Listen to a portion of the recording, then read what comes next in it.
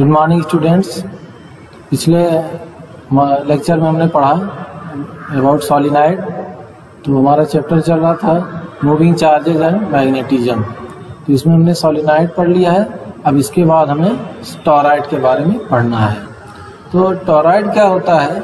Simply अगर हम किसी सॉलिनॉइड को सर्कुलर फॉर्म में बेंड कर दें तो देन इट बिकम टॉरॉइड। जैसा कि फिगर में दिख रहा है कि इसको अगर हम क्या करें, सर्कुलर फॉर्म में सिंपली बेंड कर दिए, तो जो सॉलिनॉइड का फिगर था स्ट्रेट फॉर्म में था, तो उसी को हम क्या करेंगे, दोनों एंड बेंड कर देंगे, एक सर्कुलर फॉर्म में अरेंज कर देंगे, तो वही हमारा क्या हो जाएगा, सिंपली टॉरॉइड हो जाएगा। तो ये हम एक टॉरॉइड का एक शेप बनाए हैं, तो जिसमें ये फुल लाइन और ये फुल लाइन एक टॉरॉइड को फॉर्म कर रही है। अब इसके टॉरॉइड के अंदर हमें मैग्नेटिक फील्ड को डिराइव करने के लिए एम्पीरियन लूप कंसीडर करना होगा। तो एम्पीरियन लूप को हम डॉटेड लाइन से बनाएंगे। तो टॉरॉइड के अंदर हम देख सकते हैं 3 एम्पीरियन लूप बन सकता है। एक ही हमारा दिख रहा है 1, जिसको लिखे हमने एम्पीरियन लूप नंबर 1। इसके बाद ये एम्पीरियन लूप नंबर 2 जो किसी एक टाइप के करंट को इनक्लोज करेगा। इसी तरह ये थर्ड मतलब एम्पीरियन लूप नंबर 3। तो इस तरह से टॉरॉइड में 3 लूप बन सकते हैं। तो तीनों केस यहाँ कंसीडर किया गया। अब करंट को ये दिखाने के लिए किधर से किधर फ्लो कर रही, जैसे सॉलिनॉइड में मान लिया गया था ऊपर डॉट नीचे क्रॉस, तो उसी सॉलिनॉइड को हमने यहाँ बेंड किया हुआ है। तो क्या करेंगे, यहाँ पे इस तरह से डॉट और यहाँ पे क्रॉस, और ये करंट का अरेंजमेंट है आई। इसी तरह से इस पूरे सर्किल में यहाँ पे रहेगा, ये ऊपर डॉट नीचे क्रॉस, यहाँ बना है अगर, तो ये अरेंजमेंट हुआ, यहाँ पे डॉट यहाँ पे क्रॉस। इसका मतलब करंट ऊपर से नीचे की तरफ आ रही है। यहाँ जैसे डॉट क्रॉस, इसका मतलब डॉट से करंट क्रॉस ऊपर से नीचे आ रही। इसी तरह हम 3-4 जगह इसमें ड्रा कर देंगे, डॉट देन क्रॉस। तो इस तरह से ये पूरे टॉरॉइड में हमने दिखा दिया कि कैसे करंट फ्लो हो रही है। यहाँ अंदर क्रॉस, यहाँ बाहर वाले पे डॉट। तो इस तरह से ये करंट का डायरेक्शन दिखाया गया है। तो अगर इसमें हम देखें तो लूप नंबर 1 क्या कोई करंट इनक्लोज कर रहा है? कोई करंट इनक्लोज नहीं कर रहा है, क्योंकि डॉट या क्रॉस करंट अभी इसके बाहर है। ना तो ये डॉट टाइप का इनक्लोज कर रहा है, ना तो क्रॉस टाइप का। अब अगर लूप नंबर 3 हम देखें तो ये डॉट वाले को भी इनक्लोज कर रहा है, जो कि सबसे बाहर से जा रही है, और क्रॉस वाले को भी इनक्लोज कर रहा है। तो जितना जो टोटल नेट करंट होगा in loop number 3 it will be 0 हो जाएगा, क्योंकि जितना इनवर्ड करंट उतना ही outward current. Ampere circular law से हम देखेंगे नेट करंट विल बी 0। लेकिन अगर हम लूप नंबर 2 देखें तो ये एम्पीरियन लूप नंबर 2, तो ये किसी एक ही टाइप के करंट को इनक्लोज कर रहा है, और वो किस तरह का है, क्रॉस। मतलब इसमें जो इनवर्ड करंट को ही खाली इनक्लोज किया गया है। तो यहाँ नेट करंट 0 नहीं होगा। तो हम इसी लूप नंबर 2 के लिए मैग्नेटिक फील्ड डिराइव कर सकते हैं, लेकिन वैसे करना रहेगा तीनों के लिए। तो सबसे पहले हम क्या करते हैं, एम्पियर सर्कुलर लॉ का यूज करके लूप नंबर 1 के लिए लिखते हैं। तो हम यहाँ लिखेंगे यूजिंग एम्पियर सर्कुलर लॉ। ये तो डेफिनेशन हो गया टॉरॉइड का। उसके बाद हम लिखेंगे यूजिंग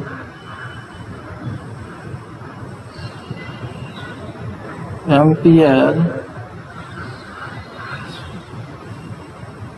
सर्कुलर लॉ क्या है, किसके लिए अप्लाई करने जा रहे हैं, for loop number 1।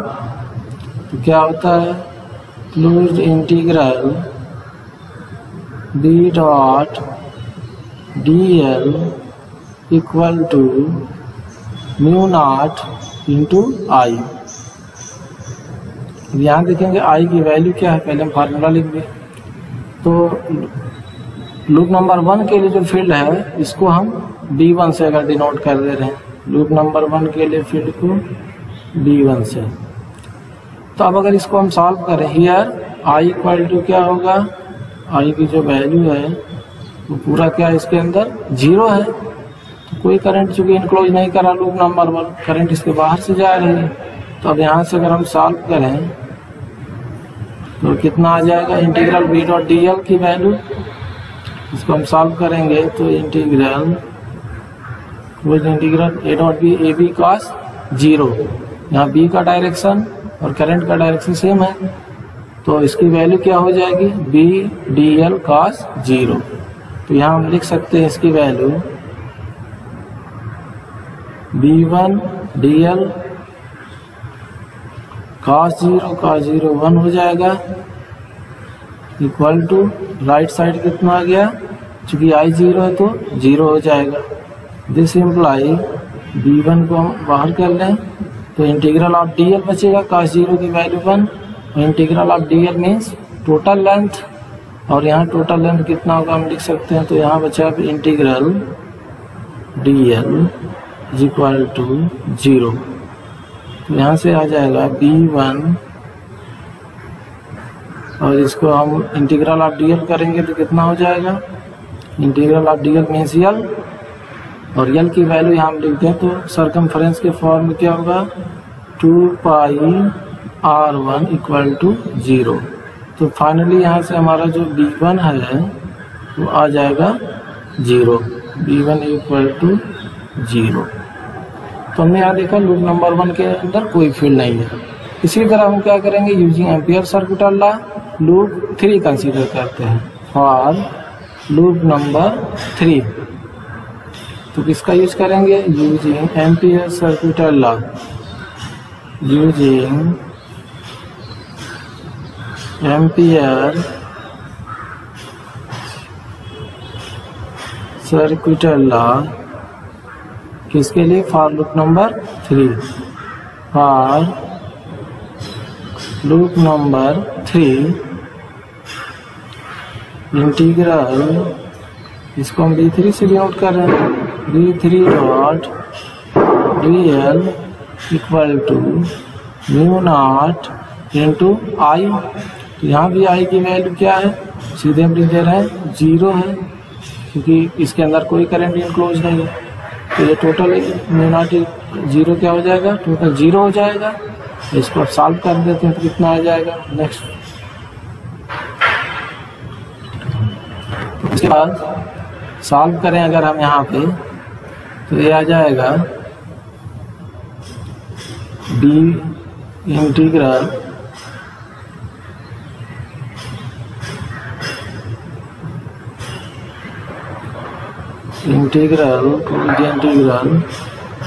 B3 into DL cos 0 degree equal to 0।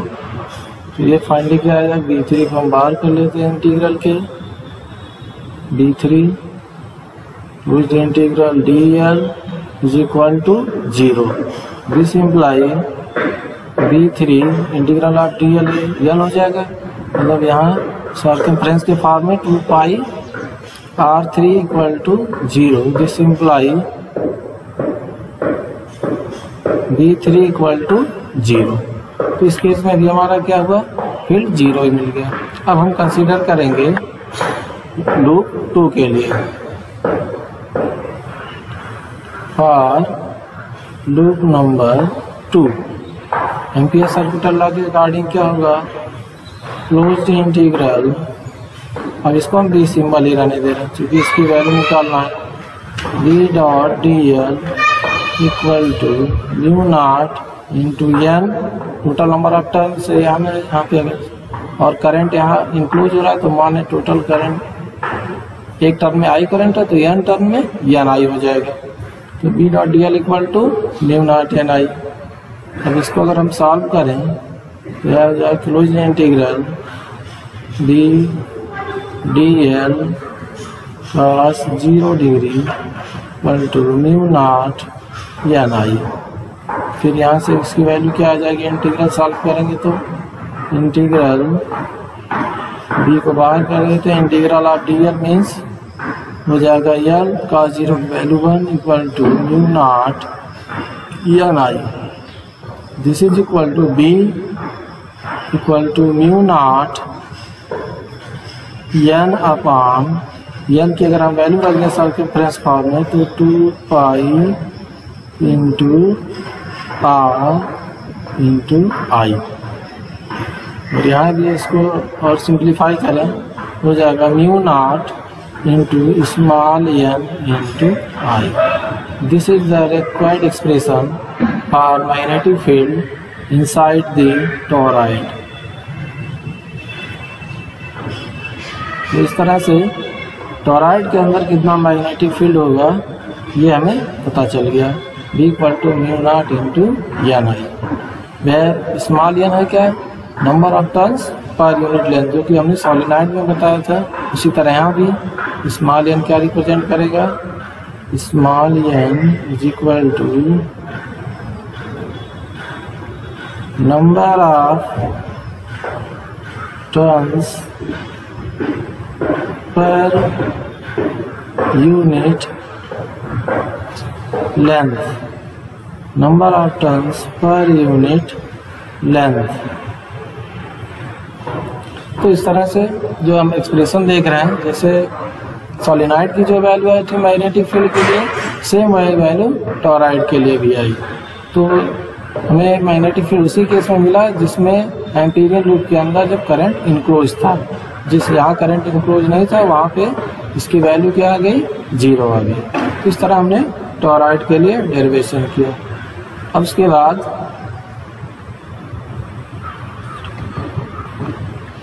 एक एग्जांपल है 4.9, इसको हम सॉल्व करेंगे, जिसमें सॉलिनॉइड या टोरॉइड के अकॉर्डिंग ही फार्मूला यूज होगा।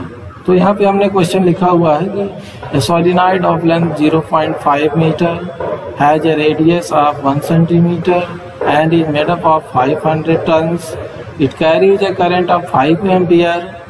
सॉलिनॉइड के अकॉर्डिंग फार्मूला अप्लाई करेंगे। What is the magnitude of magnetic field inside the solenoid. तो सॉलिनॉइड के अंदर मैग्नेटिक फील्ड पूछा गया है। तो इसमें मैग्नेटिक फील्ड बताने के लिए हमारे पास जो formula B equal to mu naught into small N into I. तो म्यू नॉट कांस्टेंट है, आई की वैल्यू हमें यहाँ पे पता है 5 एम्पियर। तो अगर हम यहाँ लिख दें सोल्यूशन में here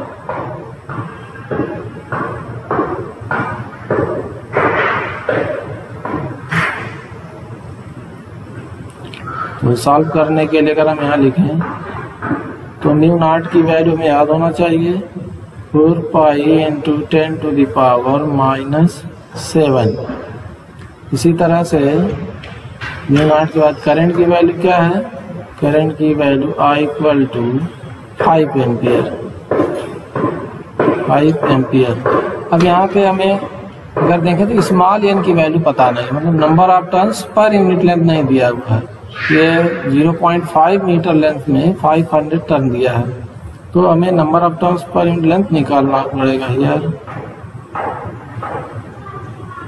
number of turns per unit length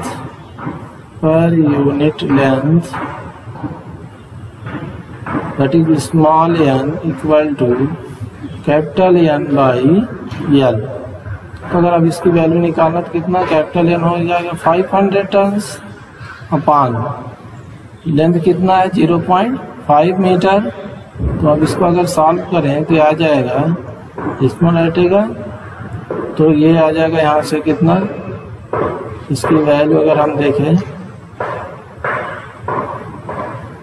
तो दिस इज इक्वल टू 5 से 5 कटेगा तो डेसिमल ऊपर तो हटेगा तो 1000 टन्स पर मीटर। ये हमारी स्मॉल एन की वैल्यू होगी, that is number of turns per unit length. अब हम अगर फार्मूला यूज करें that is magnetic field inside the solenoid, क्या होगा, तो हम लिख दें यहाँ पे मैग्नेटिक फील्ड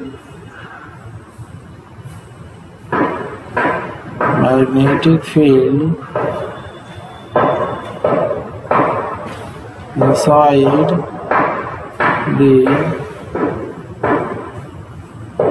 solenoid। तो हमारा फार्मूला क्या है, B equal to mu naught into small n into आई।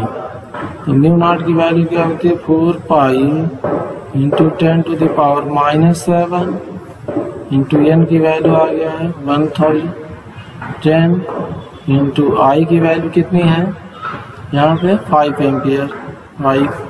तब अगर हम इसको सॉल्व करें, आई की वैल्यू ना रखें तो कितना हो जाएगा 20, और यहाँ से पावर क्या हो जाएगा 20 इंटू पाई